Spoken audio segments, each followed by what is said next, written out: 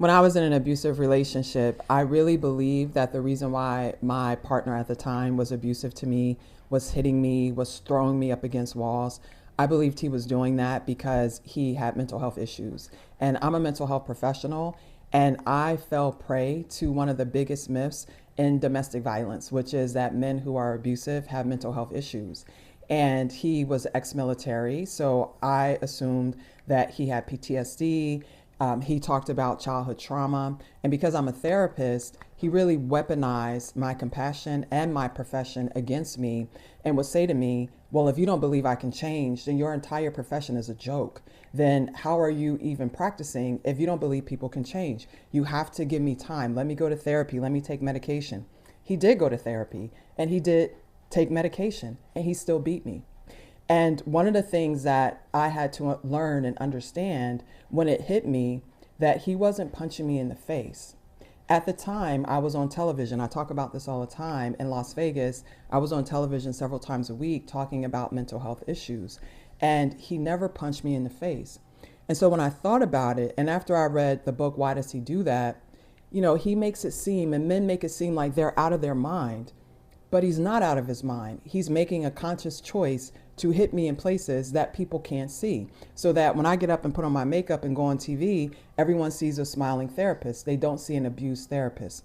And what I had to learn was that he was doing exactly what he wanted to do. And at one point, he said to me that when I disagree with him, he feels attacked. And he feels like he has every right to defend himself.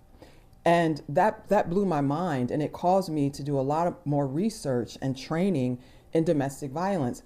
And also my sociology part kicked in, and I started to think more deeply about patriarchy and the way that it gets men to think, the way it shapes their thinking. And that's one of the reasons why therapy is not effective.